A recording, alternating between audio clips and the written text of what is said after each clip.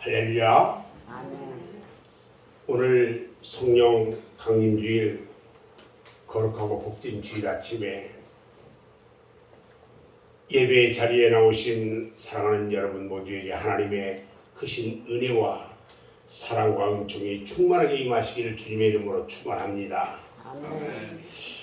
오늘 하나님의 말씀은 요한계시록 5장 7절로 10절 말씀을 통해서 성령은 어떤 분인가 이런 제목으로 말씀을 전할 때에 하나님의 놀라운 은혜가 있기를 바랍니다. 우리는 요한계시록 5장 초반부에서요, 하나님께서 주시는 구원의 은혜를 어떻게 적용하는지에 대해서 말씀드렸습니다. 오늘은 성령 강림주일인데 구원 사역에 있어서 성령의 은혜에 관해서 저는 오늘 말씀을 드리려고 합니다. 우리는 영적 생활에 있어서 성령이 아니고는 아무것도 할 수 없습니다. 성령은 어떤 분일까요? 성령은요, 성부와 성자로부터 나오시는 영입니다. 오늘 5장 7절 말씀에 보니까 그 어린 영이 나와서 보좌에 앉으신 이의 오른손에서 두루마리를 취하시니라 이렇게 말씀합니다. 여기 성자가 성부에게서 두루마리를 취하시는 모습을 볼 수가 있어요. 그런데 성자가 취하신 두루마리가 과연 무엇이냐는 거예요. 모양으로는 가죽으로 만든 똘똘 마른 책입니다. 그렇지만 문맥으로 볼 때 구원의 내용을 각 사람에게 집행하시는 내용을 담은 것이라고 볼 때에 성령의 은혜를 상징한다고도 할 수 있습니다. 고린도전서 2장 12절 말씀을 보면 우리가 세상의 영을 받지 아니하고 오직 하나님으로부터 온 영을 받았으니 이는 우리로 하여금 하나님께서 우리에게 은혜로 주신 것들을 알게 하려 하심이라 이렇게 말씀합니다. 제가 먼저 말씀드리고자 하는 것은 어린 양 예수님이 성부 하나님의 손에서 두루마리를 취하신 것 같이 성령은 성부와 성자에게서 나온다는 겁니다. 이것이 진리입니다. 그래서 사도행전 2장 33절에 보면 하나님이 오른손으로 예수를 높이시고 그가 약속하신 성령을 하나님께 받아서 너희에게 보고 들은 이것을 부어주셨느니라 말씀하신 것입니다. 우리가 웨스트민스터 신앙고백 2장 3절에 보면요, 성령은 성부와 성자에게서 영원히 나오신다 이렇게 말씀합니다. 영원히 나온다는 문구가 대단히 중요합니다. 여기서 영원히 나오신다는 말은요, 이미 나오셨고 또 나오시고 계시고 계속해서 나오실 거라는 거예요. 오순절 성령 강림의 단위성과 반복성에 대해서 학자들 간에 토론이 있었는데 그 중에 신학자 차영배 박사의 이 해석을 보면 성령은 임하셨고 또 임하시고 계신다는 겁니다. 예수님께서도요, 요한복음 14장 17절에서 말씀합니다. 저는 진리의 영이라 세상은 능히 그를 받지 못하나니 이는 그를 보지도 못하고 알지도 못함이라. 그러나 너희는 그를 아느니 그는 너희와 함께 거하시며 또 너희 속에 계시겠음이라 이렇게 말씀합니다. 이 구절에서 성령의 임하심을 과거형과 미래형이 함께 써 있어요.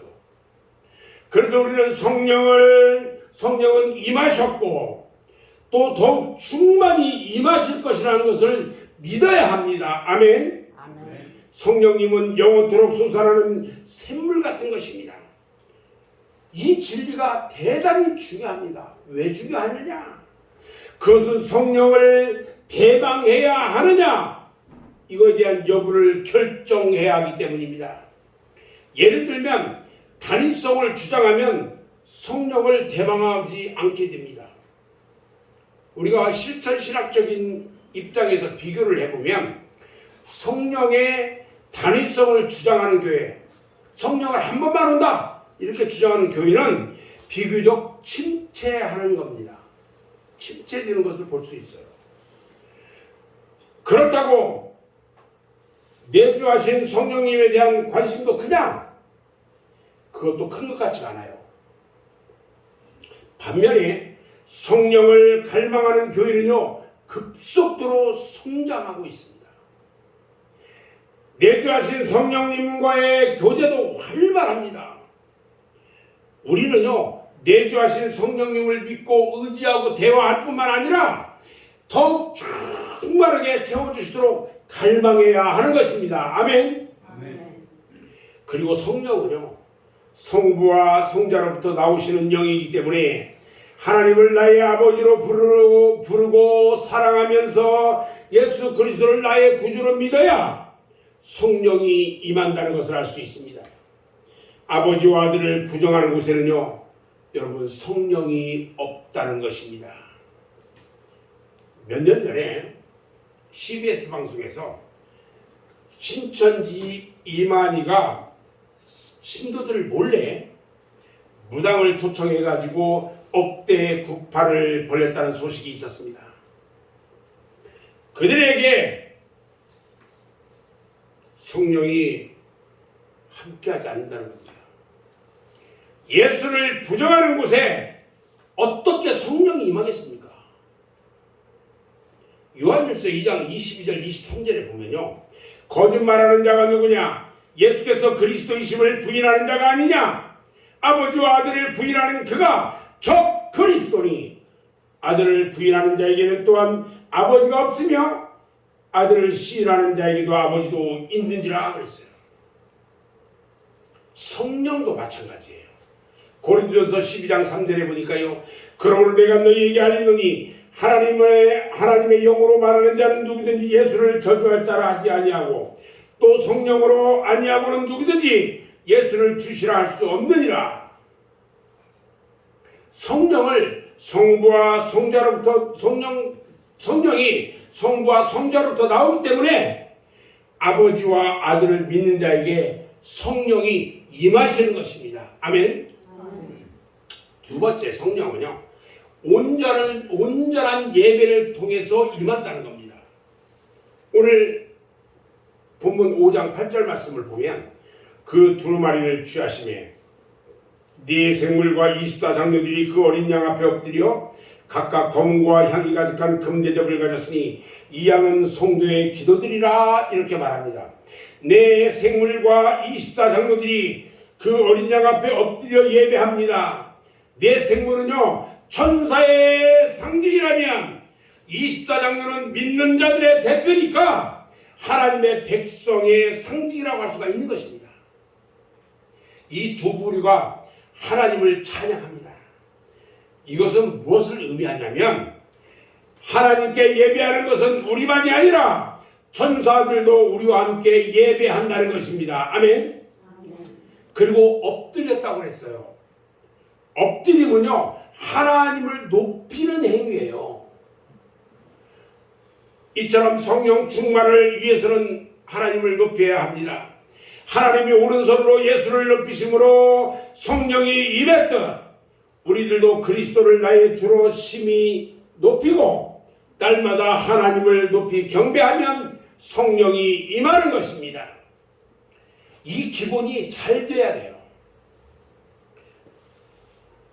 자, 그렇다면 네 생물과 24장로들이 각각 검은고와 향이 가득한 금대접을 가졌는데 이 향은 성도의 기도라고 그랬어요. 여기에서 검은고가 나와요. 검은고가 무엇이냐? 검은고는 여러분 찬양입니다. 우리 교회 찬양 집사님이 누구예요? 주집사님이죠. 검은고예요. 검은고가 찬양이에요. 검은고와 금대접, 즉 찬양과 기도는 예배를 암시하는 표현이에요. 성도가 예배하면 그 향기가 천사들에 의해서 하나님 앞으로 올려지는 것입니다. 아멘. 그런데 가득한 가득하다고 그래요. 검은고와 향이 가득한 그래요. 이 가득하다는 문구를 놓치지 말아야 합니다. 가득하다는 것은요, 형식적으로는 안 된다는 것입니다. 형식적이지 않고 충분히 하나님을 경외해야 하는 것입니다. 초대교회처럼 하나님을 경외하고 예배하면 성령이 임하는 것입니다. 성령의 능력이 임합니다. 하나님을 찬양하고 기도하며 인색하기 때문에 충만한 영적 생활이 이루어지지 않는 겁니다. 사랑하는 여러분, 성령 하나님은요, 성부와 성자로부터 나오시는 거룩한 영이십니다. 성령을 통해서 구원이 실현됩니다. 이 성령으로 충만하시기 바랍니다.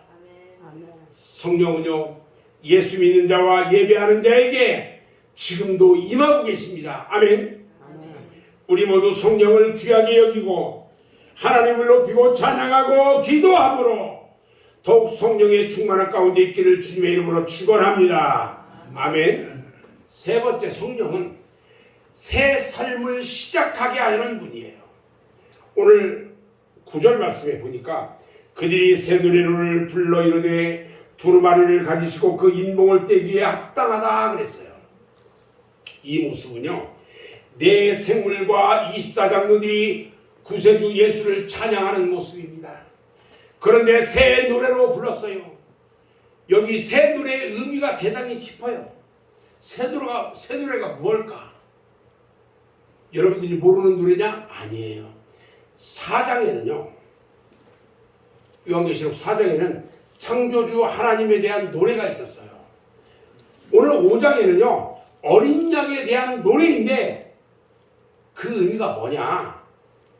새 노래의 문맥의 의미는요, 죽음으로 승리하신 어린 양의 구원의 완성을 찬양하는 노래입니다. 아멘. 그렇지만 이 노래에는 그 이상의 의미가 담겨 있어요.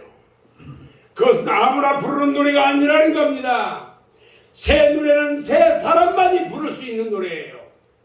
그러므로 새 노래는 새 사람, 새 백성, 새 삶을 상징한다는 겁니다. 우리 구원받은 성도가 바로 그 사람들이에요.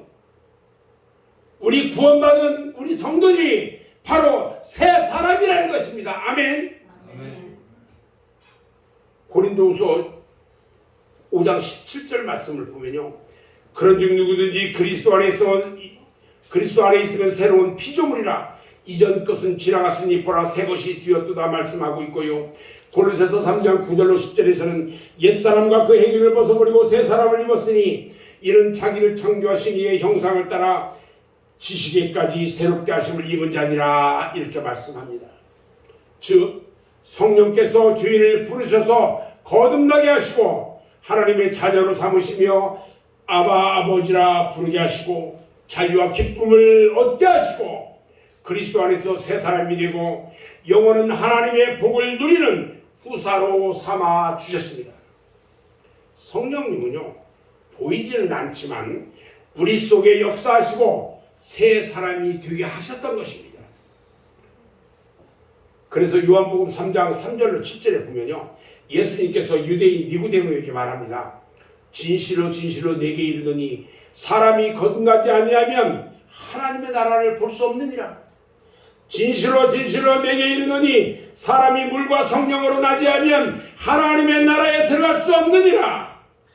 육으로 난 것은 육이고 영으로 난 것은 영이니 내가 너에게 거듭나야 하겠다는 말을 놀랍게 여기지 말라고 말씀하셨어요.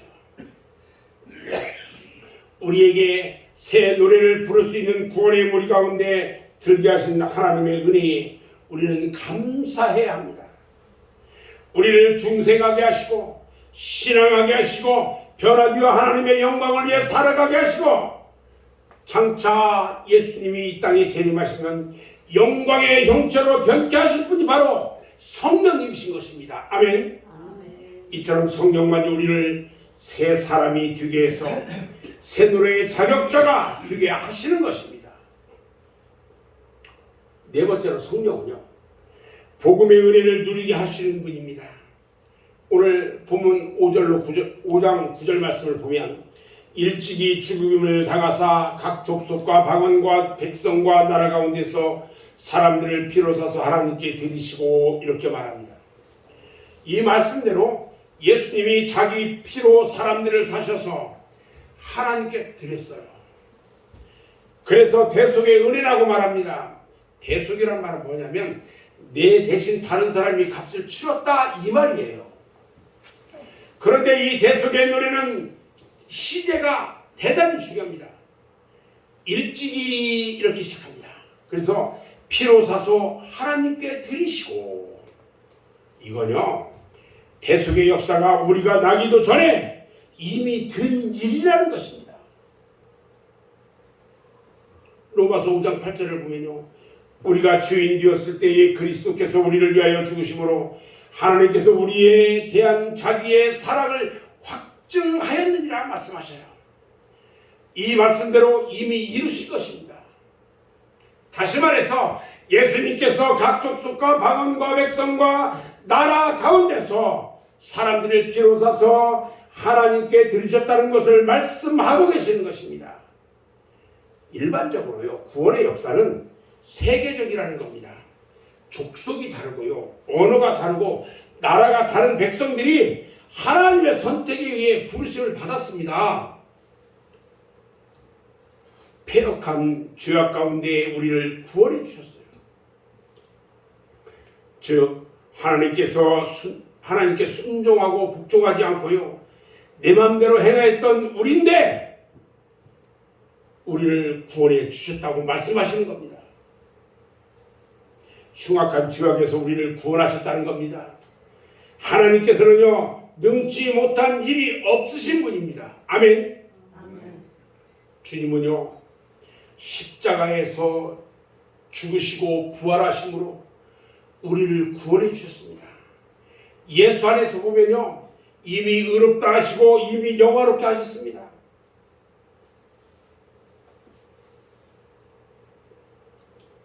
그런 가운데 우리를 구원해 주셔서 우리를 하나님의 것으로 삼으셨어요. 우리가 믿음 없을 때는 내가 내 것으로, 죄에 넘어질 때는 마귀의 것처럼 보여요. 그러나 복음 안에서 보면 우리는 하나님의 것입니다.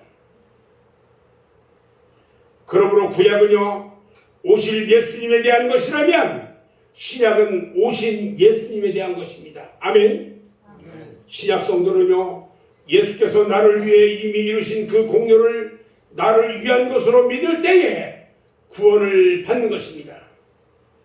복음이 믿어지게 하시는 분은 성령이십니다. 우리가 복음에 설 뿐 아니라 하나님을 경외하면 성령께서 그 실제를 누리게 하십니다. 그래서 그 믿음 안에서 자라가는 것입니다. 믿으면 믿은 만큼, 받으면 받은 만큼, 엎드리면 엎드린 만큼 성령의 은혜로 그 실제를 경험하는 것입니다. 즉 말씀과 성령으로 실제를 누리게 되는 것입니다. 사랑하는 여러분, 성령은요, 성부와 성자로부터 나오시는 영입니다. 또 성령은 온전한 예배를 통해서 충만하게 임하십니다. 성령은 새 삶을 시작하시는 분이십니다. 그리고 성령은 복음의 은혜를 누리게 하시는 분이십니다. 우리 모두 성령의 은혜를 더욱 힘입어서 하나님의 사랑과 그리스도의 예비하신 공로를 온전히 누리는 복된 여러분들을 다 되시기를 주님의 이름으로 축원합니다. 아멘. 다섯 번째, 성령은요, 우리에게 온전한 승리를 주시는 분입니다. 오늘 본문 5장 10절 말씀에 보니까 그들로 우리 하나님 앞에서 나라와 제사장들을 삼으셨으니 그들이 땅에서 왕노릇하리로다 하더라, 이렇게 말씀합니다. 여기서 왕노릇은요, 승리를 암시하는 말이에요. 승리가요, 얼마나 중요한 줄 아십니까? 그것을 알려면 실패자의 비참함을 알아야 합니다. 특히 전쟁에서 패배하면요, 그것은 비극이에요. 아수르 같은 나라들은요, 사람을 산채로 가죽을 벗기고요, 손과 발과 코와 귀를 자르고요, 눈알을 뽑고요, 사람의 해골로 언덕을 만들어서 공포심을 일으켰어요.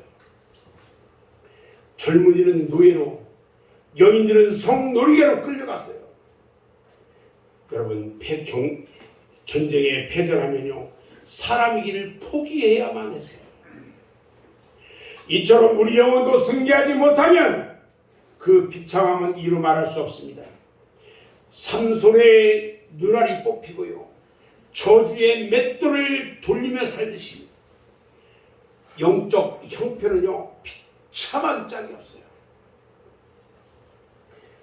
마음의 천국과 같이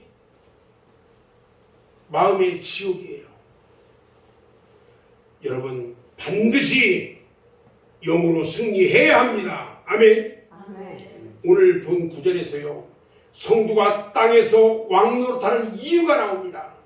그것은요, 예수님께서 성도를 하나님 앞에서 나라와 제사장들을 삼아 주셨기 때문입니다. 하나님 앞에서 나라와 제사장으로 삼아 주셨기 때문에 그들이 땅에서 왕노릇할 수 있더라는 말입니다. 우리는 여기에서 승리하게 하시는 세 가지 은혜를 발견할 수 있습니다. 성령께서 주시는 승리의 세 가지 은혜, 그게 무엇일까? 첫 번째는요, 소명의 은혜예요. 하나님 앞에 나아가게 하시는 은혜입니다. 우리 하나님 앞에서라고 말했습니다. 누가 그들을 그곳에 있게 했을까요? 하나님의 성령이에요.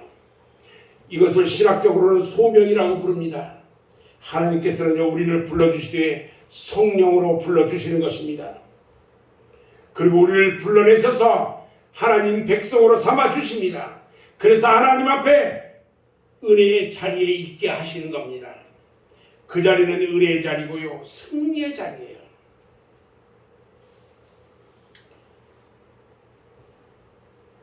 하나님의 보좌 앞으로 나가기만 해도 평안인데, 기쁨인데, 형통함인데, 거룩하고 구원이며 승리인 것입니다. 그래서 우리는 항상 하나님 앞에 서야 합니다. 아멘. 하나님을 사랑하고 늘 예배하는 삶이 하나님 앞에서 사는 삶이에요. 두 번째, 승리의 은혜가 뭐냐면 권능의 은혜로 승리하게 하는 겁니다.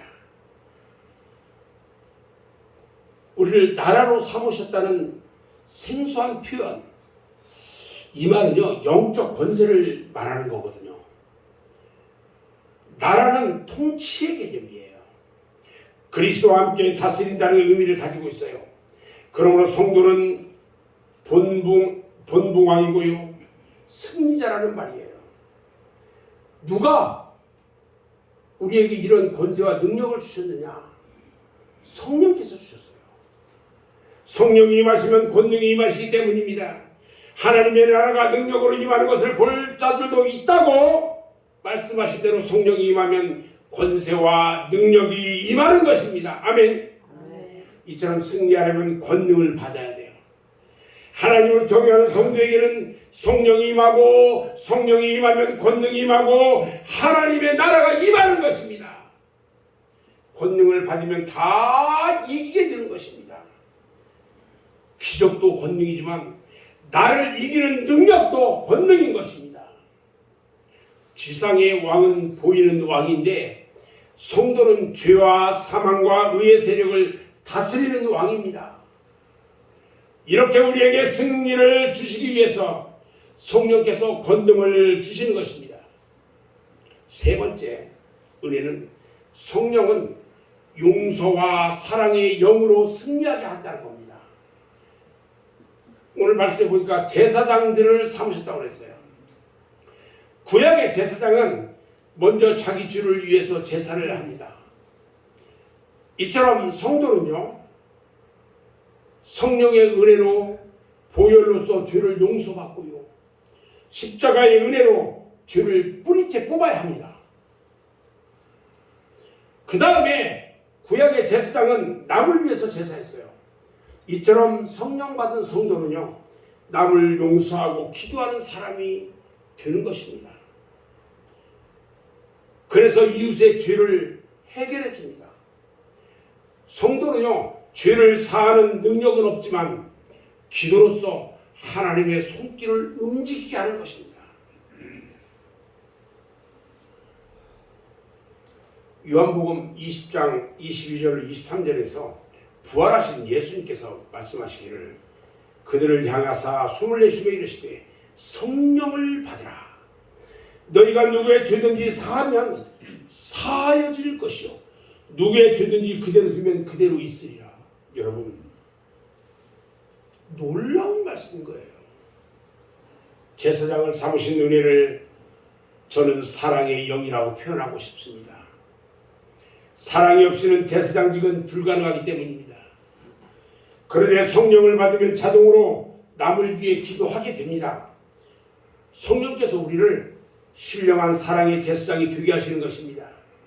이것이 선으로 악을 이기는 참된 승리인 것입니다. 여러분, 땅에서 왕 노릇한다는데 이것은 무슨 의미가 있을까요? 지금 하나님 앞에서 찬양하고 있는 천상의 사람들에게 땅에서 왕 노릇한다는 말은 과연 무슨 말이냐?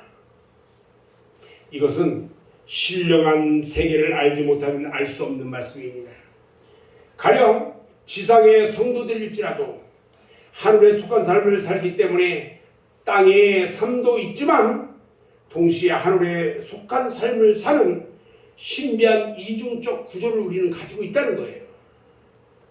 그러니까 이 땅에서 사는 삶, 천국의 삶, 우리는 두 가지를 다 함께 누리는 이중적 구조의 삶을 살고 있다는 거예요. 참고로 땅에서 왕노릇한다는 그 말씀에서 보면 천년 왕국론이 나와요. 천년 왕국론이 나오는데 이것은 몇 가지로 결례가 있어요. 그리스도의 재림 이후에 천년의 기간이 따로 있어서 이 땅에 천년 왕국이 이루어진다 하는 이런 전천년설도 있고요. 천년기 후에 재림한다는 후천년설도 있어요. 그리고 그리스도의 초림부터 재림까지의 기간을 천년 왕국이라고 하는 무천년설도 있어요. 저는 개인적으로 전천년설을 지지하고 있습니다만 요즘은 무천년설에 대해서 다른 사람들도 참으로 많더라는 겁니다. 그것은 예수님께서 하나님 나라가 가까워졌느니라 하신 대로 우리는 지금 예수 안에서 임하는 하나님 나라, 즉 그리스도의 왕국 안에서 살고 있기 때문인 것입니다. 그래서 누구든지 예수를 믿고 성령의 은혜 아래 사는 사람들은 영적으로 하나님 나라의 왕국 안에서 살고 있는 것입니다. 아멘. 그런 의미에서 여기 땅이란 뭐냐? 단순한 지구를 말한다기보다는 죄악된 세상을 상징하는 표현으로 봐야 합니다. 이 지구, 이 땅은요, 죄악된 땅이에요. 그래서 땅에서 왕노릇한다는 것은 하나님의 은혜로 패역한 세상에서 승리하는 성도들의 지상생활의 승리를 말하는 겁니다.